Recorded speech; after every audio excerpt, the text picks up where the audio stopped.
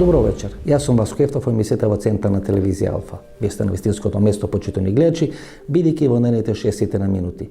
И вие и јас имаме право да знаеме вистината.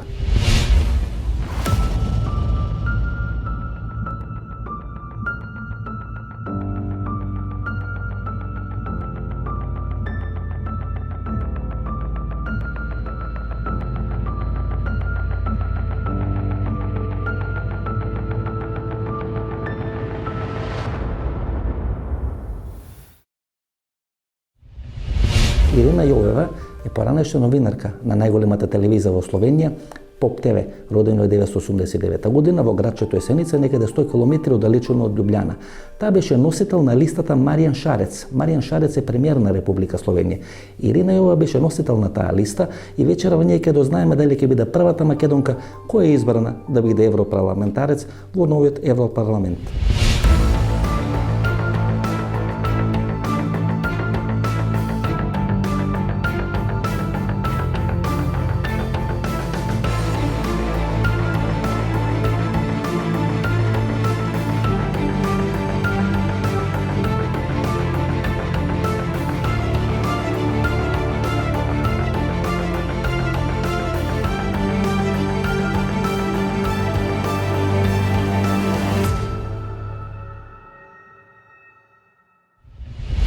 Интервјуто со Ирина Јовева снима некаде околу 20 април, заедно со интервјуто со Змагоје Линчич. Не беше објавено во емисијата во Центар.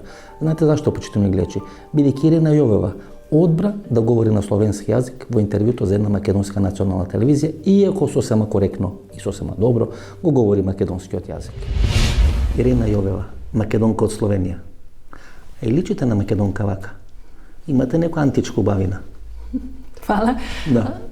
Прво да ви кажам на македонски колку што знам, да ви се зафалам за поканата за интервју и да ги поздравам сите гледачи. Моите родители се од Македонија, доселени во Словенија. И сега вие сте македонка, античка македонка или северна македонка? Македонка. Само македонка? Така ќе кажам, македонка. Македонка тука во Словенија? Да. Кандидат да бидете пратеник во Европарламентот? Да. Мислам, за мене ми е Македонија и Словенија, значи народносно сум македонка.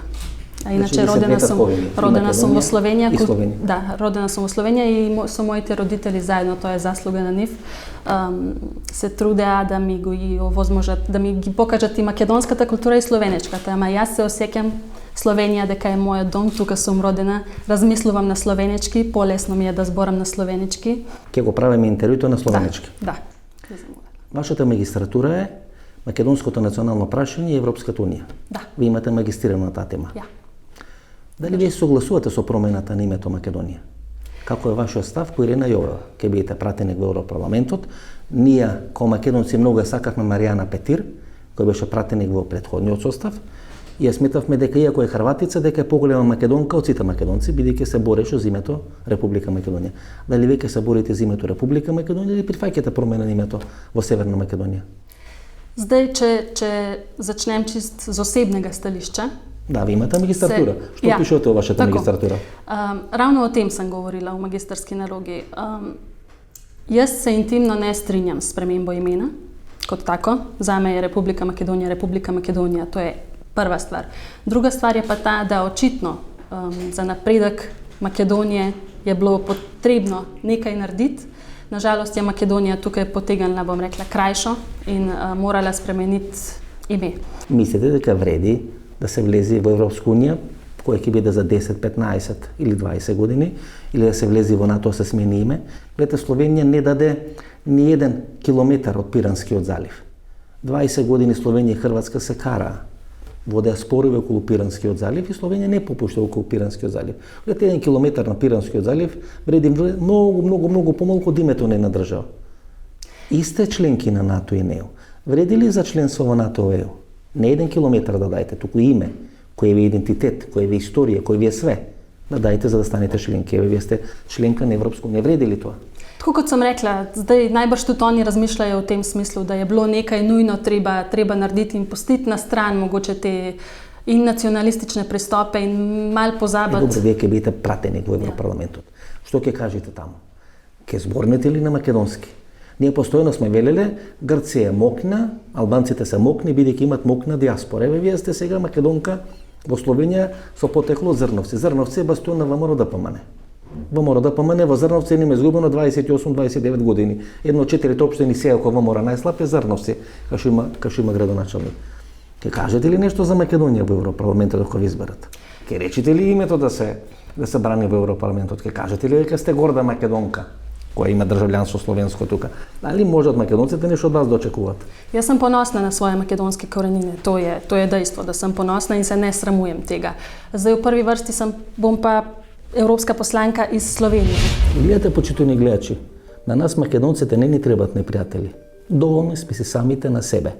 Можете да претпоставите дека некоја србинка или некоја албанка кој живее во Словенија и кој треба да дадат интервју за некоја српска или албанска телевизија и тој интервју да го дават на словенечки јазик. Се сеќавате на Шакири и на Џака, кој на минатото светско првенство и кој игра за репрезентацијата на Швајцарија, покажува орли на фудбалскиот надпревар со Србија.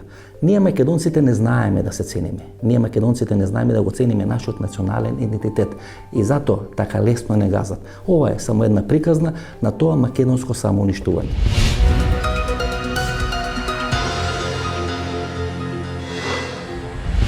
Вечер, почитувани гледачи, имавме снимено 2 интервјуа. Меѓутоа, двете интервјуа беа толку добри што немаше начин како да ги скратам на 25 минути. Затоа одлучивме вечерва да биде емитувано интервјуто со Оливер Андонов, а идната недела да биде емитувано интервјуто кој требаше да биде емитувано во пакет со интервјуто со Оливер Андонов. Ги добивте или ги изгубивте претседателските избори?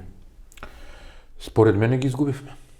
Добро, ако ги изгубивте претседателските избори, а Заев ги доби, тогаш зашто Заев прави чистки 79 председатели на општински комитети или на организација од вкупно 80 без смените пред 3 дена? Или пред 2, така некако. Да, 3 дена, така. Бидејќи ако Заев ги има добиено изборите, а прави чистки во партијата, вие ги изгубивте изборите, јас не гледам дека некој нешто прави у партијата. Значи се зборуваме за Заев, да не правиме компарација веднаш.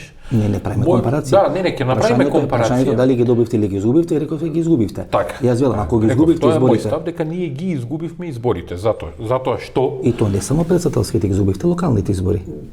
Така. Во Охрид и во Ново Село. Затоа што ние ги изгубивме претседателските избори на глобално ниво. Без разлика каде победивме по поедини општини, ние генерално немаме претседател на држава од ВМРО ДПМН, односно кандидатот на ВМРО ДПМН не ги доби изборите. Значи вие не прифаќате логиката на Гордана Селјановска, јас победив кај македонците со 100.000 гласа разлика. Таа логика политички Председателот на Република Македонија е прифаќате. Председателот на Република Македонија господин Ефтов е председател на сите граѓани. Не е председател само на македонците. Председателот на Република Македонија е председател на сите граѓани. И тој се вика Стево Пендаровски. Во моментот се вика Стево Пендаровски. За волја на вистината, почитувани гледачи, мене ми е многу поблиска тезата на Иван Величковски од минатата емисија, која кажа дека на претседателските избори победи ВМРО ДПМН, а изгуби Гордана Селјановска. ВМРО ДПМН вела дека албанците се главниот проблем, зашто тие не победи на претседателски избори, зашто не формира влада во Република Македонија, па дури има интервју на Гордана Селјановска кај што вели таа победила со 100.000 гласа повеќе кај македонците во однос на Стево Пендаровски. На местото на Гордана Селјановска, јас би кажал дека таа вечер во вториот круг победата беше на партијата што ја предложи, а поразот беше нејзин. Да бев јас на тоа место, тоа ќе го кажам. Повеќе од 25 години, секоја своја изборна кампања, ВМРО ДПМН ја почнува во градот Охрид. Прв пат после 25, после 30 години ВМРО ДПМН има подпредседател Александар Николовски, кој е роден во градот Охрид. И на овие локални избори во Охрид, кои беа организирани во пакет со претседателските избори, ВМРО ДПМН беше декласирано во градот Охрид. Изгуби со 4.000 гласа разлика, односно кандидатот на СДСМ освои околу 16.500 гласови, кандидатот на ВМРО околу 12.500 гласови. Знаете, ако имате подпредседател од градот Охрид и ако така е декласиран вашиот кандидат во градот Охрид, тога се постава прашањето како може подпредседателот кој е поразен во својот роден град да може да победи во останатите делови на Република Македонија. ВМРО ДПМН ќе треба во наредниот период да одговори на таа дилема. Значи секоја кампања на ВМРО ДПМН во Охрид, 25 години, секојаш почна во Охрид. Така. Како поминавте на локални избори во Охрид? За жал многу лошо. 16,5 на 12,5. Некако околу 4.000 гласа беше разликата. Кога поделите 4.000 гласови со 12.000 колку што освои, разликата помеѓу СДСМ и ВМРО, со 12 колку што освои ВМРО, тоа мора некаде да кажеме тука дека Силјановска победи таму, што е многу чудно во тој однос, но според мене дали тоа покажува дека има подпредседател. Јас нешто друго сакам да кажам, да, точно е тоа, но дали ВМРО да помине подпредседател кој е роден во Охрид? Така е. Ако подпредседателот губи во својот роден град, како може да победи у Македонија? Поентата ми е нешто друго, значи мислам дека подпредседателот на ВМРО ДПМН не е единствен кој носи политичката одговорност и победата на партијата, односно изборите. Кога вие во вашата крива паланка би изгубиле, а сте функционер висок, како би се однесувале? Ако би изгубиле со 4.000 гласа, а имате висока партиска функција. За мене лично говориме како политички принцип се извира. Значи како политички принцип јас би требало тој да се повлечам. Ако Охрид е исклучително, но ако се водам од библиската максима дека никој пророк не се прославил во родниот град, можеби и не би требало. Но да зборуваме за политичката прагма. Ако Охрид е битен град? Да, секако и голем град. Ако секоја кампања на ВМРО ДПМН почнува во Охрид, на измината е 25. Логиката би била да во Охрид ВМРО ДПМН победи, бидејќи и до локалните избори ВМРО ДПМН победуваше во Охрид во главно. Ако има подпредседател во Охрид и се губи 4 гласа, а Заев прави чистки, именува 79 председатели на чистки организации, тогаш видите, тука нема логика политичка, се извино. Не, тука е чиста прагма, има многу логика. И Бранко Црвенковски, и Никола Груевски, а бога ми и Љупчо Ѓорѓевски беа велемајстори на политичките сплетки. Меѓутоа, политичките сплетки никогаш не биле суштината на нивното политичко делување. Биле само делови на нивната политичка кариера. Биле шлагот на тортата или црешата на тортата. Кога политичките сплетки се есенцијата на вашето политичко делување, вас ви се случуваат резултатите кои се случија во Охрид. Ваше прашање или ваша одлука е дали тоа ќе го прифатите, дали тоа ќе го примените или ќе продолжите по старо. Мислите дека Гордана Силјановска не успеа да наметни политики кои ќе бидат прифатливи за граѓаните? Јас дури мислам дека Гордана Силјановска немаше чиста улога во таа приказна. Ма вие паѓавте у тек на кампањата. Вие паѓавте како одеше кампањата на ВМРО ДПМН.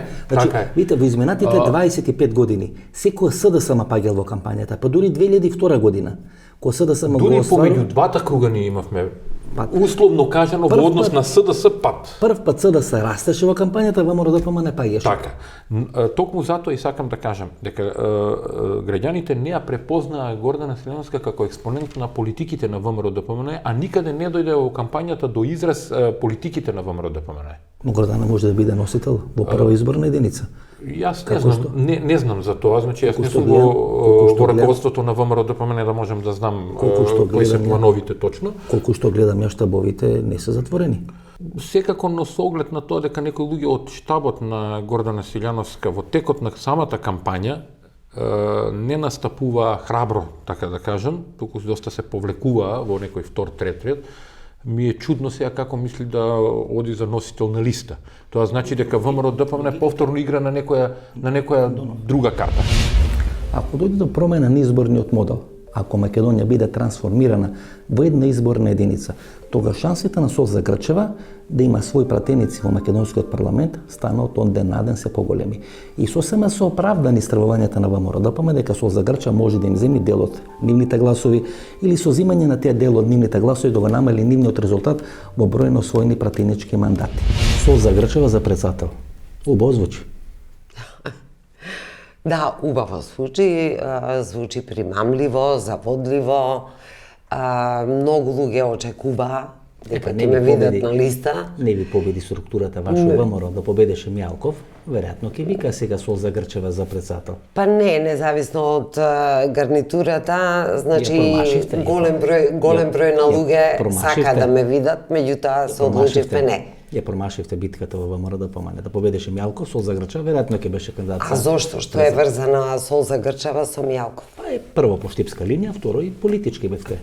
Дали таа штипска линија, јас сум од Штип од градот, Мјалков е од Ново село. Сега ќе направиме мини политичка анализа, почитувани гледачи. Навистина бројот на луѓе кои шкртна или ги шкртна своите лишење на овие претседателски избори и луѓето кои не излегува на гласање, а сака да гласат или така наречени бойкотирачи, е голем во Република Македонија. Меѓутоа, тоа ниту се создадени за овие претседателски избори, ниту се создадени со референдумот минатата година. Во изминатите 30 години во Република Македонија е инвестирано во една таква категорија на луѓе кои се на граница помеѓу гласање и помеѓу бойкотирање. Во 4 или 5 ситуации во ВМРО ДПМН главните расколи се случуваат околу тоа дали ќе се гласа или ќе се бойкотира. Така беше 91 година околу референдумот, така беше 94 година кога ВМРО ДПМН го бойкотира вториот круг на претседателските избори, вториот круг на парламентарните избори. Така беше и 2004 година за претседателските избори, кога требаше се гласа или да не се гласа. Кога Бранко Цренковски стана претседател на Република Македонија, така беше и за ланскиот референдум, така и сега. Всушност, таа маса на луѓе им покажа жолт картон и на ВМРО ДПМН и на СДСМ. Јас не мислам дека Солза Грчева е доволно мокна и доволно силна да ги артикулира сите тие политички стремежи и да ги придобие сите тие политички гласови. Тоа е многу помасовен процес, многу подлабок процес. Процес кој треба да ги замисли двете водечки политички партии во Република Македонија, да ги сврти самите кон себе си, да си го постават прашањето каде грешат, каде ја промашуваат работата, да има толку незадоволни луѓе и толку незадоволни гласачи во Република Македонија од двете најмокни, најголеми политички партии. 36 е излезноста на референдумот, 36% на референдумот, 42% во првиот круг на претседателски избори, 46-47% е вториот круг на претседателски избори. Овие трежливи бројки се интересни и индикативни. Да, Стево Педаровски е претседател на Република Македонија кој е избран со најмал број на освоени гласови. И тоа е веројатно хендикеп на неговото политичко делување во наредните 5 години. Негов, но и на сите политички партии кои учествува пропорционално на застапеноста, кои учествува во овој изборен процес. Ајде да видиме што ќе прават новинарите или што ќе прават порталите под контрола на Кисинџер од Издеглавје. Пред половина година, почитувани гледачи, новинарите и порталите под контрола на Кисинџер од Издеглавје ја отворија темата дека Зоран Заев ќе биде сигурен кандидат на претседателските избори, дека ќе се кандидира, ќе победи и ќе стане еден претседател на Република Македонија. На тој начин се сакаше да се вовлече Христијан Мицковски во можна лидерска трка на претседателските избори. Кога не се успеа во таа намера, сега се оди на друга намера или се оди со нова стратегија. Тоа е Христијан Мицковски да не биде носител на изборната листа во првата изборна единица, ако не дојде до промена на изборниот модел, туку да биде во четвртата изборна единица. Предпоставувате кој ќе биде можен носител во првата изборна единица или на листата на ВМРО ДПМН и коалицијата на ВМРО ДПМН во првата изборна единица? Гордана Селјановска. Тоа е многу подлабок и многу постратешки осмислен проект како одредена групација да се инфилтрира во врвот на ВМРО ДПМН, да се направи све Христијан Мицковски да се измети или да се смени од врвот на ВМРО ДПМН. Тоа е дел на стратегијата. Еден од реализаторите или извршители на таа стратегија е Кисинџер од Издеглавје. Ќе гледате како во наредните неколку недели ќе се отвара темата, ќе се отвара прашањето, дека Гордана Селјановска го зголемила резултатот на ВМРО ДПМН, дека градските јадра сака да гласа за Гордана Селјановска, дека е неопходно Гордана Селјановска по примерот на Стево Пендаровски да биде носител во првата изборна единица и на тој начин најдобро да се верифицира нејзиниот изборен резултат во урбаните стадиони во градот Скопје. Што ќе прави Христо Мицковски? Ќе треба ко Никола Груевски да му оди на нозе на Зоран Заев и да биде носител на изборната листа на ВМРО ДПМН од четвртата изборна единица. Да сме живи и здрави и ќе видиме колку сум погодил со ова моја политичка анализа и проценка. Доновите логиката е следна.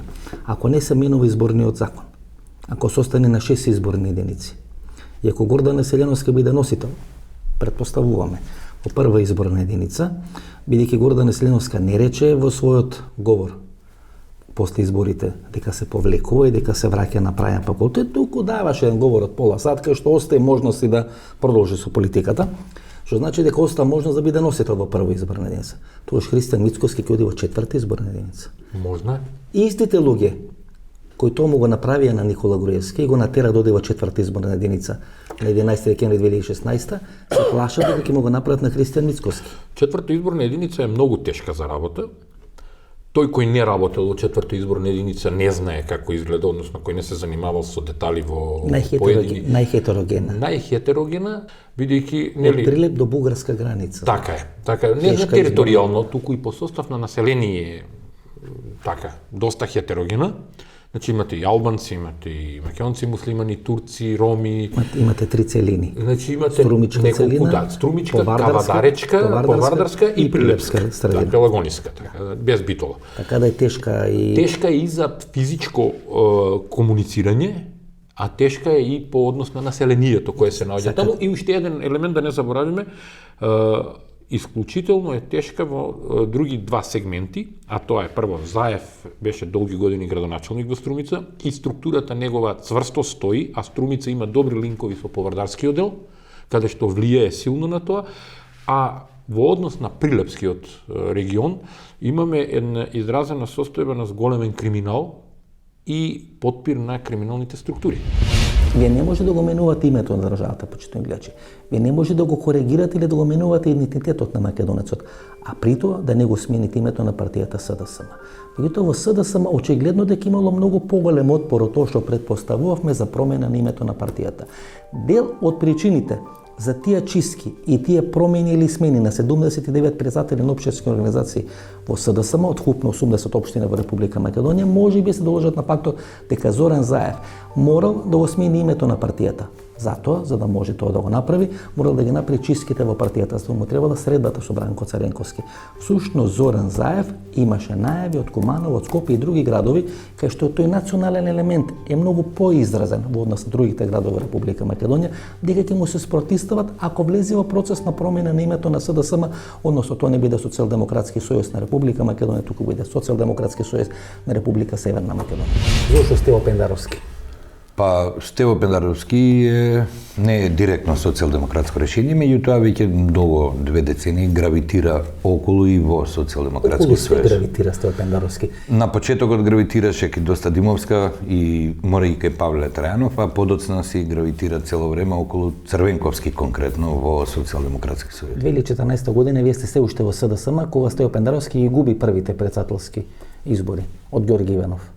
Јас предходно бев со оставка и далеку од Социјалдемократски сојуз. Значи 2014 не сте веќе во партијата.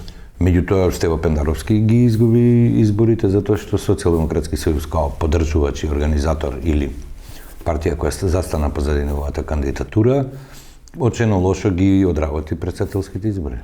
Зоран Заев никош не го сакал Стево Пендаровски. Па не може да го сака, бидејќи Зоран Заев се плаши од структурата на Бранко Црвенковски внатре во Социјалдемократски сојуз. Не толку затоа што не е он нивни производ, колку што сака да изгради сопствена структура и таа ја гради. Значи од Коќан Ѓушев кој не е социјалдемократ, па до сите, па дури и до портпаролот на партијата, сето тоа се негови струмички кадровски решенија. После 2 години од кога Зоран Заев е избран на функцијата премиер на македонската влада, за прв пат е одржана јавна средба помеѓу Бранко Црвенковски и Зоран Заев во кабинетот на премиерот на македонската влада. Бранко Царенковски отиде на гости на кафе пиење со Зоран Заев. И помене тоа има 2 пораки, почитувани гледачи. Као прво, Зоран Заев со тие оставки или тие смени на 79 председатели на општински организации од СДСМ, а има вкупно 80 општини во Република Македонија, сака да направи 2 работи. Како прво, да го смени името на својата партија, односно да дојде до давката Северна, и како второ, да ја петонира својата политичка позиција во СДСМ. Односно, ако Стево Пендаровски го испрете да биде председател на Република Македонија, тогаш да расчисти или да го намали влијањето на Оливер Спасовски и на Радмила Шекеринска, затоа му беше неопходна средба со Бранко Царенковски. Што договориле Бранко Царенковски и Зоран Заев, ќе видиме во наредниот период.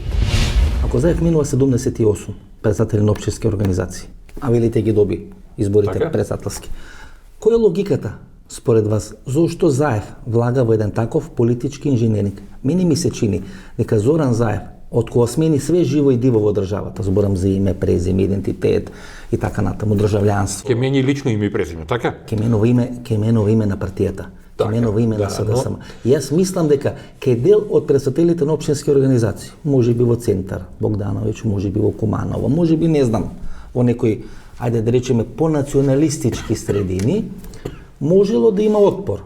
Или имаше навестување дека можен отпор против обидот на Заев да го смени името на СДСМ. Ако се сеќавате, Ако се смени името на СДСМ, најави дека размислува за таа работа и дека го придвижува тоа прашање, но и не заборавите дека сега ова е некоја нова логика која ја поставувате како приоритетна за него. Една недела имаше средба со Бранко Царенковски. Така е.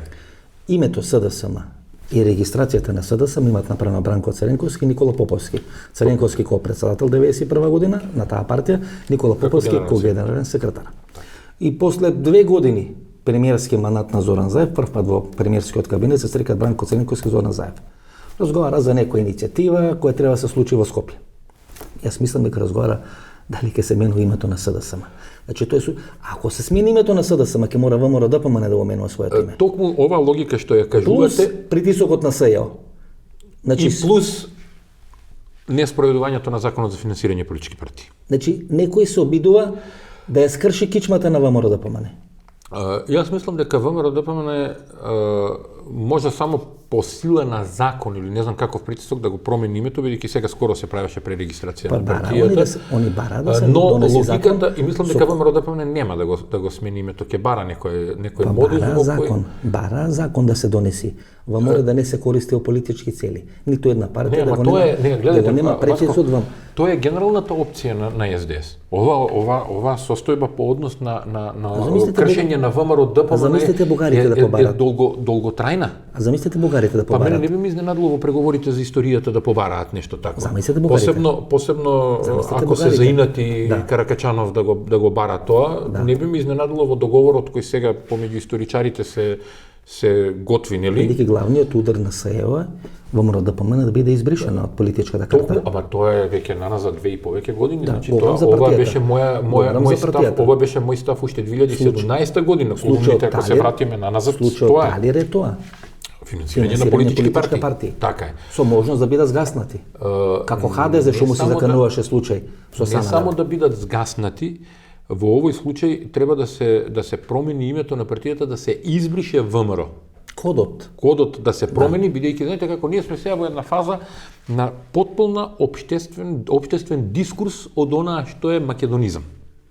Значи не водат кон еден потполн општествен дискурс. И сега хибридна нација и сега се поставува едно клучно прашање. Ке видиме ли таа хибридна нација? Дали ние можеме да опстоиме да во тој нов општествен дискурс кој сакале не сакале изгледа ќе мора да го прифаќаме како начин на живење во Македонија, да опстоиме како македонска нација.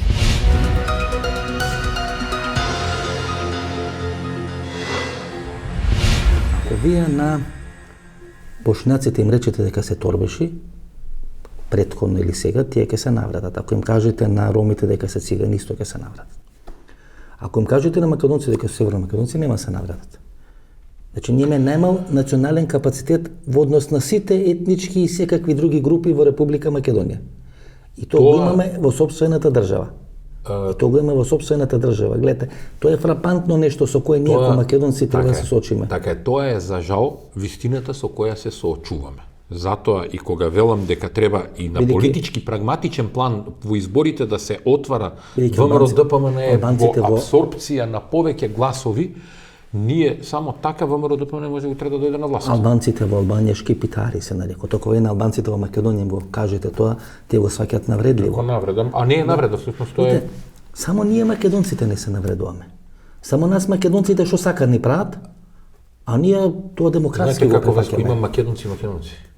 Очигледно. Или има македонци кои се чувствуваат македонци и не прифаќаат нити Северна Македонија да ја нарекуваат нити северно македонци. Трајна е таа поделба. Која е веќе 50-100 години трајна е таа поделба. Ние значи не можеме да најме 2, 3, 4 допирни точки околу што можеме да се договориме. Многу полесно ќе имаме избор на коалиција на СДСМ и ДУИ, отколку што ќе имаме коалиција на СДС и ВМРО ДПМН. Така е. И тоа е трагедијата на македонскиот народ.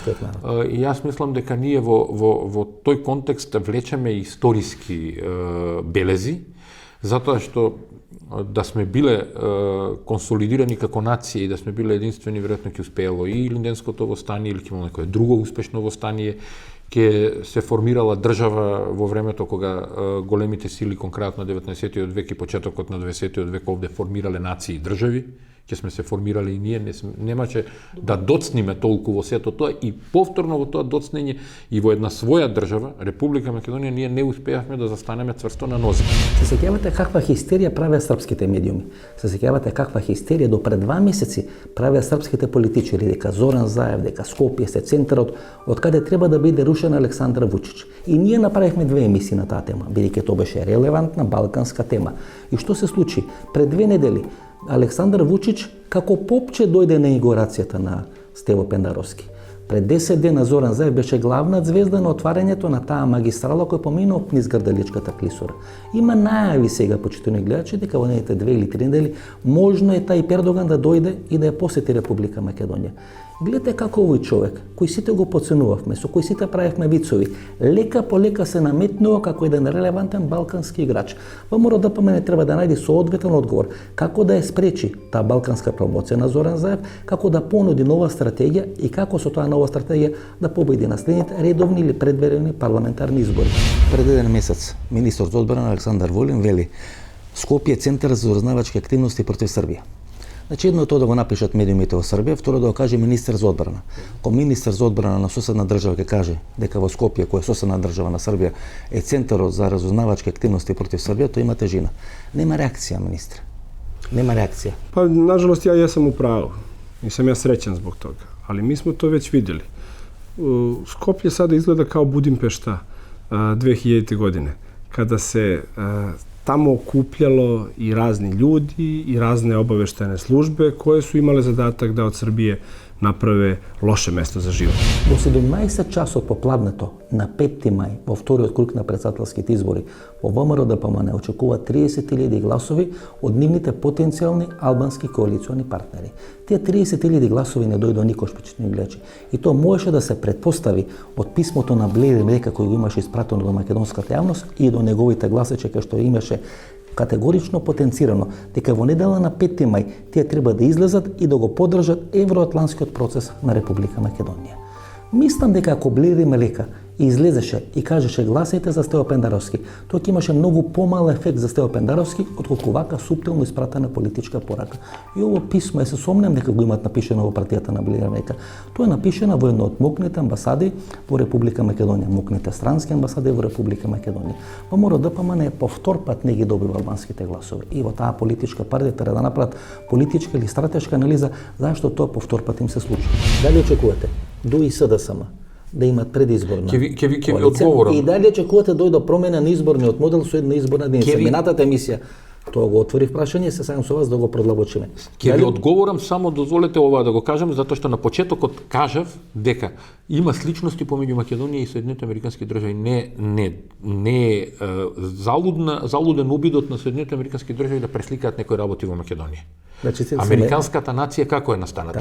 Да, со амалгирање, со топење на сите различности. Така е. Може би се обидуваат на Европа да ја докаже дека еве и на ваша почва, бидејќи Европа е колевка на нациите, всушност Европа од 18 и 19 век е континент на национални држави. И одбрана е Македонија. И одбрана е Македонија како можеби најпогодна да се тоа прави. Со библиско име. Со библиско име. Така што ќе се докаже дека и со тоа библиско име може да се прави што се сака. Што се сака. И тоа е промената на светот, односно дискусот за кој зборував. Сега, тоа конкретно што ме прашавте сега за политичката анализа. За политичката анализа. Во потполност сум убеден, дури над 90% дека СДС и ДУИ ќе одат на заеднички листи. И ако не сака зошто? Ќе сака Теутарихи, ќе сака Изет Меджити, ќе сака бившиот градоначелник Невзат Бејта. Господин Нефтов, воопшто не се занимавам со тоа кој од страната на ДУИ сака, а кој не сака. Бидејќи ДУИ буквално ќе биде насочен кон таа приказна. Последните случувања кај што ДУИ е нервозен и кај што се гледа неговата реакција по однос на формирањето на кабинетот на Пендаровски, изборот на директор на Агенцијата за разузнавање. Посебно тоа ги боли, покажува дека некој друг ја издиктирал работата каде и дека ДУИ ќе се буни едно време па ќе си легне на брашното што се вели. Дека ДУИ е маргинализирана. ДУИ може многу лесно, ДУИ може многу лесно да исчезне од политичката сцена доколку не ги прифати насоките. Или да се стопи во СДСМ. Па тука пружаат отпор поради лични суети. Тука се на групи разни, тука доаѓа до израз борбите на групите од ДУИ и од СДС. Кога ќе го нема Али Ахмети, тогаш спојувањето на ДУИ на СДСМ но сега на следните избори јас очекувам додат на заеднички листи. Да.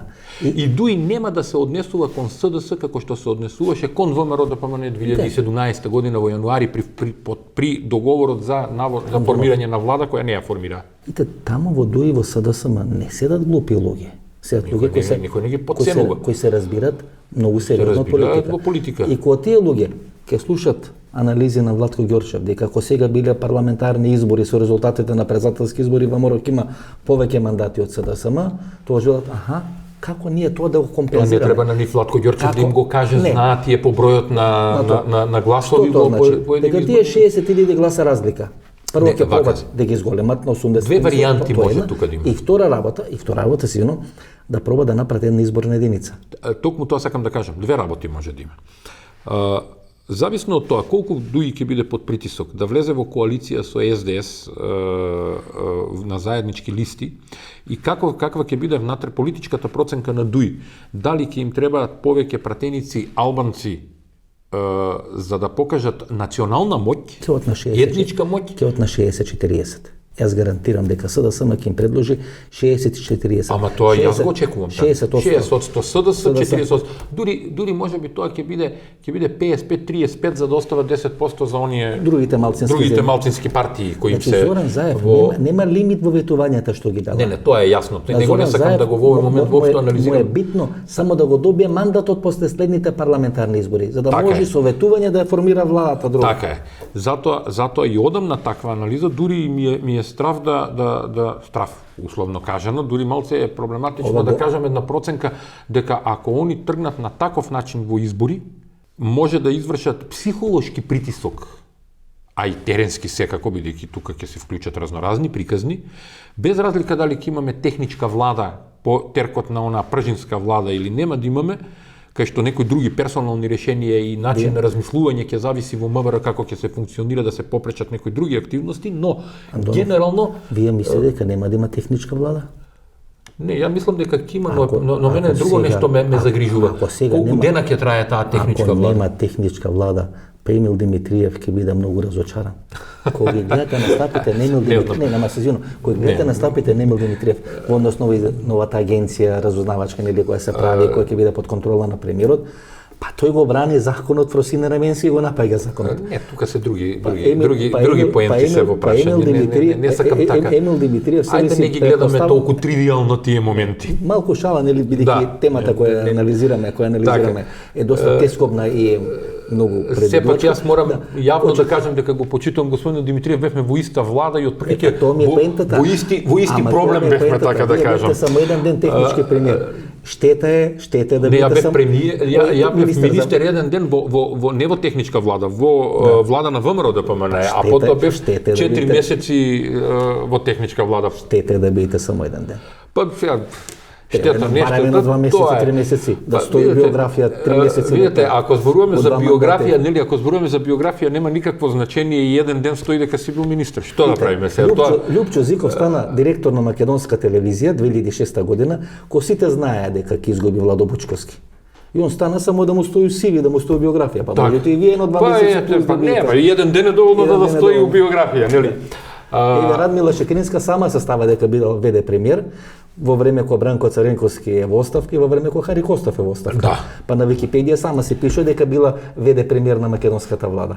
Па добро, тоа се силни желби, така е, тоа се согласувам со вас дека биографија си е биографија и тоа е интересна работа. Кого очекувате пред време на избори?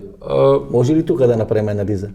Пред емисијата вие дадовте друг термин, јас дадов друг термин. Не, јас ќе стојам на терминот кој ви го дадов дека најрано избори предвремени ако има на пролет може да има.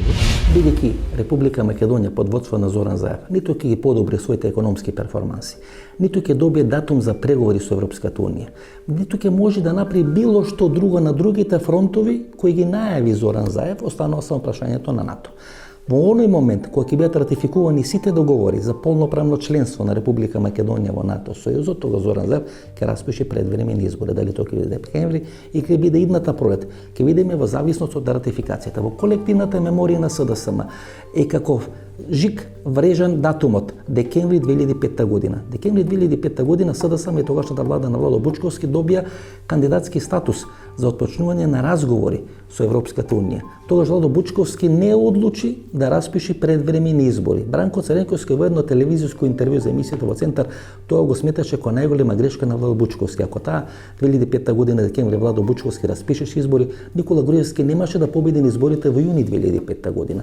СДСМ мислам дека нема да направи таа грешка. Во оној момент кога ќе бидат ратификувани сите договори за полноправно членство на Република Македонија во НАТО, тога Зоран Заев ќе ги распише предвремените избори. Не е точно дека 2005 година, после добивањето на кандидатски статус, кога последен пат на анкетите СДСМ е во водство пред ВМРО ДПМН, му сугерирате на Бучковски дојде на предвремени избори, не ве послушува и влага во процес на продажба не само. Значи, повторно ќе кажам дека во тоа време бев председател на државата, може да давам сугестии, може да давам своите размислувања, меѓутоа одлуките целосно се донесуваат тука, на Бихачка, од тогашното раководство. Добро, што сугериравте? Му сугериравте ли дојде на Точно е предвремени дека избори? после добивањето на кандидатскиот статус сметав дека веднаш треба да се оди на предвремени парламентарни избори и точно е дека го отвори прашањето дали вреди да се оди со приватизацијата на ЕСАМ кон Евана, ако се презема во исто време обврска кон Меѓународниот монетарен фонд дека сите пари што ќе се добијат ќе бидат оставени во девизните резерви. Зошто тогаш Македонија да остане без своето електростопанство? Логиката, според мене, беше, ако веќе се влегува во приватизација, тоа не е спорно, други држави влегува, тие пари веднаш да бидат искористени за инфраструктура повторно во енергетската сфера. Што се случи? Социјалдемократскиот сојуз ја плати политичката цена за приватизацијата на ЕСМ, а од друга страна, топтам парите беа оставени за да новата власт на ВМРО ДПМН ги троши не за хидроелектрани или гасификација, туку да ги троши за споменици Скопје 2014 и непродуктивни трошоци. Уште тогаш имав такво мислење, тоа го соопштив, одлука да си ја носеа во социјалдемократскиот сојуз. Може ли мојата анализа да ви кажам, па околу тоа да дебатираме? Ајде, во колективната меморија на СДСМ, значи во колективната меморија, таа партија која има силна колективна меморија, и многу ретко ги прави или ги Тоа не сум баш сигурен во однос на силна колективна меморија, бидејќи се повикуваат на партизаните, нели на Сојузот на комунистите во. Да, но освен Зоран Заев, таму има структура која има колективна силна меморија. И во таа нивна колективна За анализа на грешки. Да, за анализа на грешки. Во таа нивна колективна меморија се вели дека клучната грешка ја права декември 2005 година, кога добиваат кандидатски статус, и дека тогаш требаше да распишат избори на кои ќе победа, бидејќи водеа на анкетите. И ако се кажете, тогаш Никола Груевски пишеше писмо до Галу Брима во Лондон, како е возможно СДСМ да води на анкетите. Тоа е последен пат кога СДСМ до 2017 година водеше на анкетите. Но тогаш Бучко реши да го продаде електростопанство и не распиша предвремени избори. Лукративни причини му беа победни. Да, ако Македонија како што сега што на Бучко, тоа беше на Рада приказката, бомбона бизнисот е тука, нели? Никој не може да ви убеди во нешто ако ви не сакате. Посебно ако сте премиер на влада. Така е. Веројатно се согласувам со вас. Да, пола Марко пие, пола на Шарко му дава. Така. Но ако одиме по таа анализа и ако сите укажувања одат во правец дека во декември Македонија ќе ги заврши сите ратификации за полноправно членство во НАТО. Тука ќе ве прекинам, се извинувам. Ја не сум убеден дека ќе ги заврши сите ратификации до декември, затоа и давам кој може да прави проблем? Простор. Кој може да прави проблем? Мислам на прво место дека Турција ќе направи проблем. Ќе одложи за да оствари некои своји цели, а целите се многу јасни. Да, Турција, така е, Турција ги стави тие на луѓето на Фетулlah така е, ги стави тие работи на маса уште пред 2 години. И Зашто ние се уште немаме. Зашто мислите дека Зоран Заев нема да го направи тоа? Радмила Чекринска не даде тврда изјава на средбата со турскиот колега? Така е. Даде, всушност состои простор дека може Зоран да Заев нема да го направи во овој момент, затоа што има проблем со турските коалициони партнери кај него. Се извинувам. Меѓутоа ви имате директор на агенција за разузнавање нов, кој не велам ништо, но велам дека сигурно има добри. Еролд Муслиу сигурно има добри односи со турската разузнавачка служба. Да, но во исто време има и со некои други служби сигурно добри односи.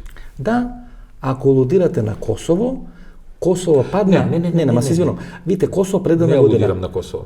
Предана година во Косово беа сменети министерот на полицијата и шефот на разузнавачките служби, бидејќи им се случи и ги разреши премиерот на владата Рамош Харединај, бидејќи им се случи припадниците на ФЕТО да бидат ставени во авион и однесени во Анкара. Токму така.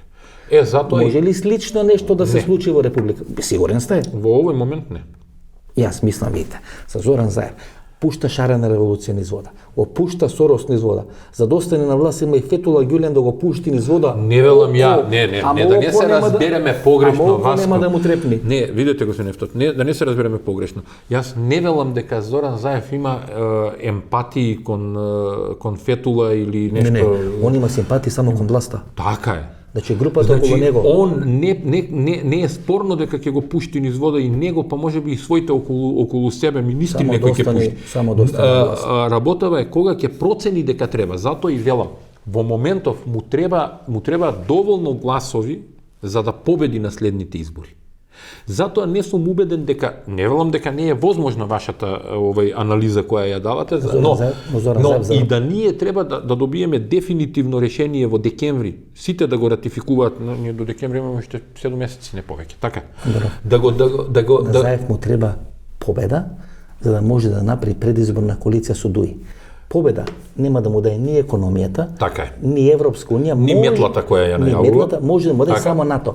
И нас изборите ќе ни зависат само од полноправното членство на Македонија во НАТО по ратификација во парламентите, во сенатите, во конгресите на сите земји членки на НАТО. Јас проценувам дека е декември, вие проценувате дека ќе биде на пролет, но не е битно. Ако зборуваме за предвремени. Ја мислам дека ќе оди на предвремени. Него му е насушно потребен резултат од промената на името. Конкретен резултат. А тоа е НАТО. А тоа е само НАТО. Нема друго. Европа не постои. Тоа приказка да ја заборавиме. Европа наредни 10-15 години не е добитна карта во Република Македонија. Така е. А ако се сменат, му е само НАТО за добивање на уште еден мандат. А ако се сменат, зошто зборувам? Играчите? Јас зборувам сега, можеби и се извинувам што ја прекинев, но само да ја довршам мислата. Зборувам за еден концепт кај него во главата, можеби, сега не сум во главата на Заев за да знам точно што мисли, но еден концепт кој од надвор можеме да го видиме, временски. Па не ни ни Зоран во главата на Заев, а Заев не е во главата на Зоран. Така да, тоа што вие не сте во неговата глава, тоа не мора да... А не, и да сум во неговата глава, веројатно би бил збунет што се врти таму. Тоа не мора да е хендикеп за вас. Така е. Па не се вртат многу работи, се врти пари да остане на власт. Не, ама комбинациите. Од тој аспект, кои комбинации се во игра, а не клучните стратешки цели две. Тоа се лукративни, тривијални цели. Зоран Заев е подготвен да направи се, потенциран почитани гледачи. Тој човек е подготвен да направи се, да реализира дел од своите стратегии. Има една клучна стратегија и има една резервна стратегија. Главната стратегија е да направи се да биде и после редовните или предвидените парламентарни избори иден премиер на македонската влада. За тоа му е потребно да освои еден глас повеќе од ВМРО-ДПМН, да освои еден пратенички мандат повеќе од ВМРО-ДПМН, да го добие мандатот за составување на нивната влада. И потоа да нема лимит во ветувањата кои ќе ги дава кон албанците и кон другите коалициони партнери. Ако не успее во реализацијата на таа своја главна стратегија, тоа Зоран Заев ќе направи се да остане на чело на СДСМ. Бидејќи СДСМ и ВМРО, како империјални партии, се всушност двете најмокни предпријатија во Република Македонија, двете најголеми акционерски друштва во Република Македонија. И Зоран Заев, избирајќи помеѓу тоа да остане на чело на СДСМ или да биде председател на македонската држава, одбра да биде на чело на СДСМ. Ако имаме така наречена техничка влада, а тој сака во декември да има избори, да кажеме, ние мораме во септември да имаме техничка влада единствено ако не се обиде да таа техничка влада од 100 дена е сведена на 45 дена. Затоа се согласувам за дека е возможно ако биде сигурен дека до почетокот на декември он ќе има приказка. Тоа Заев го кажа и го спинуваше преку своите медиуми дека таа влада не мора да трае 100 дена, така е, затоа и го кажав ова. Своето ветување за јавно обвинителство го повлече и рече, видите, дека ова опозиција не е реформирана, јас не останувам на излета Хан да му помогне со фалењето на опозицијата дека е конструктивна за да ја поведе во игра. Јас дека опозицијата да кандидат свој за јавното обвинителство, за прав човек на јавно обвинителство. Така да тоа е човек кој лесно ги дава, но уште полесно ги повлекува своите изјави, своите ветувања. Така е, сега. Јас не сум сигурен дека техничка влада баш можно е тоа, но доколку добие сигурни информации дека, например, во ек на кампања, Значи, во екна кампања добие полноправно членство во НАТО. И тоа би бил таков удар. До почеток на септември тој ќе знае. Дали ќе може до декември или до пролет да ги заврши? Би требало да знае, но пак ви велам, за мене е само енигма Турција и пак го врзувам тоа со неговите коалициони односи овде, бидејќи ќе се договорат со Турција. Ќе се договорат. Бидејќи не знам колку Турција ќе му ветува да вети, па потоа да испорача. Бидејќи и Ердоган беше доста пасивен во однос на претседателските избори. Иако Ѓорги Иванов имаше застанато зад Гордана Селјановска и дел од луѓето на Ѓорги Иванов кои се големи пријатели на Турција, дури ако се сеќавате, не се виде некоја поддршка. Еве, ако правиме анализа на изборите претседателски повторно, значи ја вртиме натаму го вртиме натаму разговорот во Врапчиште, на пример, кој важи за општина населена во углавном со турци, во ДПМН изгуби. Пласници изгуби. Изгуби во други места. Така што јас се токму затоа и велам Заев се потпира на тој дел од турските гласови во центар жупа, во Пласница. Значи има места каде што тој се потпира и затоа пак одиме на таа анализа дека возможна е или една изборна единица за да собере се Костјор, секако Кашупориште, главна на Турција. Одиме на таа изборна единица една за да Струга доле. Кашо се македонците, муслимани, торбеши, бошњаци, кој како сака да ги наречи. Но има и уште една можеби варијанта каде што затоа и реков колку дуи ќе влезе во таа анализа на амалгам нација, да се согласат албанците да влезат во една нова нација како етнички елемент. Можно е да промената на изборниот законник се насочи и кон зголемување на бројот на изборни единици. Мислите на моделот на Достадимовска? Да. Македонија поделена на плански региони. Да. Плански региони по број на население. Нешто отприлика така. Или кантони. Така. Иако кантони групо звучи, затоа не сакам да кажам кантони, сакам грубо. Нас ни е тоа јасна приказка. Тоа беше стратегијата на Борис Трајковски, видите. Таа политичка партија која направи Достадимовска, всушност требаше да биде понтонски мост, ако ВМРО ДПМН не окандидираше Борис Трајковски пред да биде она авионска несреќа, да окандидира за втор председателски мандат, тогаш партијата на Достадимовска да окандидира Борис Трајковски за втор председателски мандат. И таму беше за прв пат на така високо ниво ставен предлогот Македонија да биде поделена на 4, 6 или 8 кантони. Така. Токму затоа изборувам. Возможно е да се враќа таа идеја и тука е тој, како да кажам, баланс, односно таа измешаност на целите кои стратешки треба да се остварат во Македонија. Дали ќе имаме амалгам нација или ќе имаме кантонална нација? Сигурно Достадимовска сама не е дала таа нација. Ама тоа сигурно таа идеја. Да, сигурно не е дала таа идеја. Сигурно. И од позицијата на која беше на времето, нели? Беше и директор на агенцијата и министер за внатрешни работи и контактите неизини, знаеме како се одвива и така натаму. Убеден сум дека не е чисто неизина идеја. Постат немалку два политичари кои сметаат дека политичките проблеми може да ги решат со решавање на економски реформи или правење на економски реформи. Можат полесно да ги решат. Едниот беше Анте Марковиќ, кој сметаше дека правенствено или приоритет треба да стане економските реформи, му се растури државата. СФР Југославија. И вториот Никола Груевски, кој сметаше дека со економија и со реформи ќе стабилизира државата и него сега Будимпешта. За жал, оваква констелација на односи, секоја се секундарни социјалните и економските проблеми, секојаш тајните служби ќе може на маса да ги стават политичките и националните прашања. Па во вакви околности, да. И со ова темпо ако се продолжи, мислам дека ќе има многу помалку секоја наредна епизода од нивното действување ќе биде со се помала публика, бидејќи таа се сели.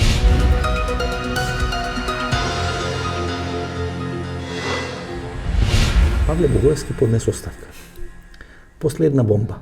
Вие се уште велите лепени сечени монтирани, меѓутоа врз база на тие лепени сечени монтирани, Павле Богоевски, а Павле Богоевски се поднесе оставка. И сега видите, од човек кој купува дрога, вие канабис или кокаин, зависи кој како тоа толкува, нели? Меѓутоа не се крие дека се купува дрога и канабисот и кокаинот се дрога. Вие се сака да направите морална величина, морална вертикала, дека еве човекот од морални причини поднел оставка. Се извинам, ми бевте тогаш заменик министар. Што е сепак па различно од тоа што го правевте вие со Диме Спасов. Човекот фатен во сообраќајка, фатен во една таква инкриминирана акција, и вие по ваши медиуми го браневте дека е всушност наместен од одредени криминални структури. Сам да кажам, видите, сам да кажам. Дека нешто сериозно промашувате. Овие од криминалот прават морален чин, а вие од криминалот Го криевме потрепиш, да сакате да кажете. Тоа сам да кажам. Вака се, Васко. Прво, искрено да кажам, уште кога го договоривме интервјуто и кога дојдев на ум, помислив на ова можно прашање дека ќе го започнете околу Павле Богоевски. Лично не сметам дека Павле Богоевски е битен за коментар, тој ја одигра својата улога. Како персонификација на шарена револуција. Јасно ми е мене, тој ја одигра својата улога и токму сега зборуваме за тоа кој него го пушта низ вода. Што видите? Значи, кој него го пушти низ вода. И тука нема понатаму да коментирам, но ќе се свртам на оној дел, значи личносно нема да го анализирам Павле Богоевски, туку ќе се свртам на оној дел кој вие го кажавте за процесот како се манипулира со јавноста всушност. Сега Павле Богоевски сега може да испадне во очите на јавноста дека морална величина, мене ме фатија во белја, инаку снимката сигурно е постара од година дена, да знаете тоа.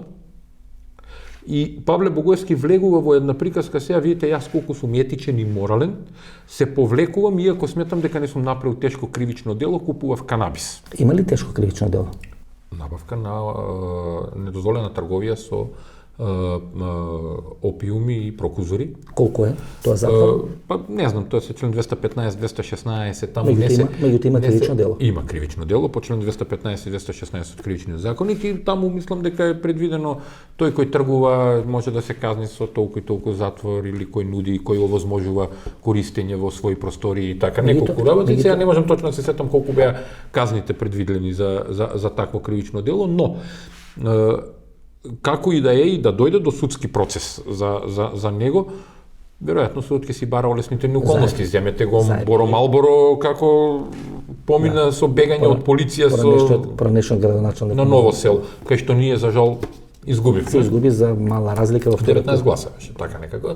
Дори Зоран Заевели се надева дека повторно ќе се работа со Павле Богоевски. Убеден сум во тоа. А бидејќи фамилијата на Зоран Заев одгледува, нели? Канабис. Да. Така што претпоставам дека тоа може да биде политичка, може да биде политичка, може да биде стружна, може да биде бизнис релација. Значи ние тука не навлагаме во детали како може да биде таа. Мене ми е повеќе интересно овој дел вие што го кажавте и тоа се токму однесува на она што ВМРО ДПМН треба да почне да го практикува во своите редови. Мора да станете, а тоа да се крените и да погледнете каква е реалноста. Токму така, тоа е промена на PR приказната во ВМРО ДПМН. Моделот кој од 2005 година го инсталира Легориевски Мартин Протуѓер не постои. На 11 декември 2016 година престана тој. Требаше да ја биде јасно дека тој модел е поразен. Не од СДСМ и Зоран Заев, е поразен од времето. Така е. Времето бара промени. Се има промени. свое време. Времето бара други промени. Се има свое време и сега ние затоа и рековме влегуваме во еден нов дискурс на општеството во Македонија. Господин Андонов, знаете ние на што снимавме 2005 година? Да. Но ние големи бета камери. Да. Лете се снимаме на апарати кои се 5К. Резолуција 5К значи. Може сега да ве направат, ако сакаме ние сега, може да ве направат да личите на Харисон Форд. Ако ви изразите желба, може да... Значи, гледате колку времето... Благодарам, не бих да личам на Харисон Форд, личам на сам себе, бе министер за внатрешни работи било убаво да личите, не е битно, но може да личите на Харисон Форд. Сакам да личам на себе си. Колку времето е сменето во овие 3-14 Не, се разбрахме, господин Ефтов, и тоа е сосема нормално. Не само во овие 3-14 години времето и понатаму ќе се менува и токму пак се враќам на почетокот. Ако на Америка и требаше 150 години да дојде до Барак Обама, времето е многу побргу го трошиме времето. Во наредните неколку емисии, почитувани гледачи, ние ќе го отвориме прашањето на новата геополитика на Балканот, во Европа и во светот. Меѓутоа, во емисија ќе направиме една мала геополитичка анализа за работите да станат појасни. Само на след човек не му се гледа дека Доналд Трамп го има трасирано патот за победа и добивање на втор мандат во Соединетите Американски држави. Само на слеп човек не му се гледа дека Грција е клучната држава во целата стратегија во однос на Балканскиот полуостров на Доналд Трамп.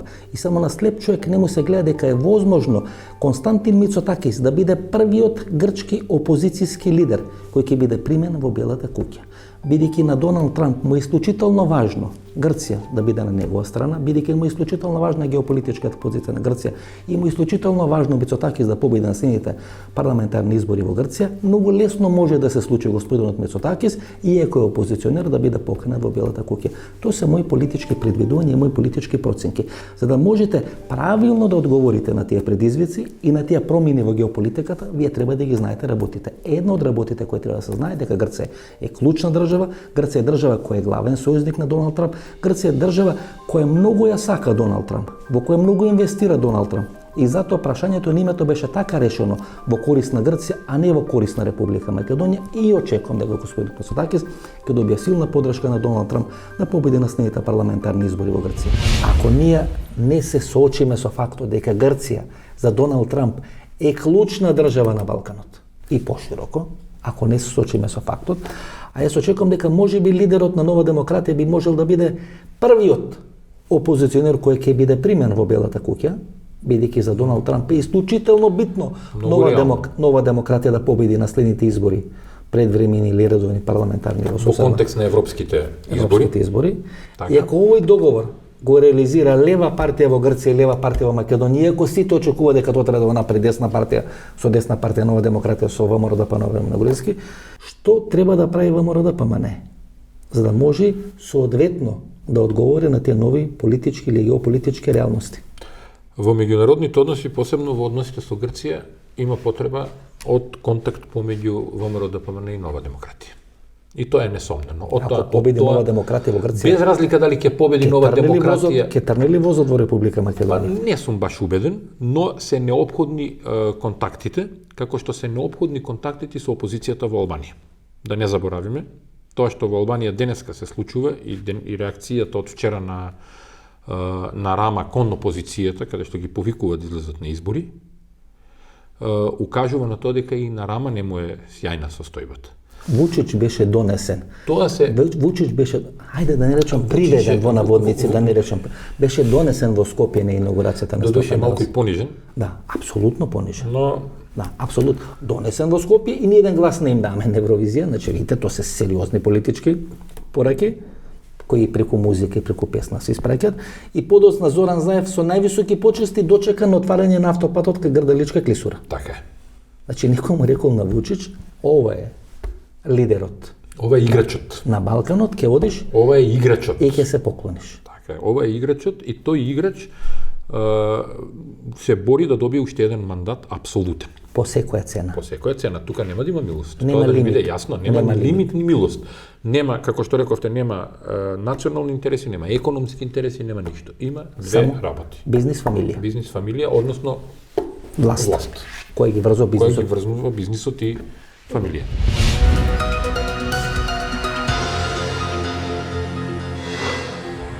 Иво што Мицковски прави средба со Стево Пендаровски е добра работа. Знаете зашо е добра? Се согласувам со вас за тоа. Бидејќи најопасно за ВМРО-ДПМН ќе беше ако Зоран Заев влезеше во процес на помирување во Македонија.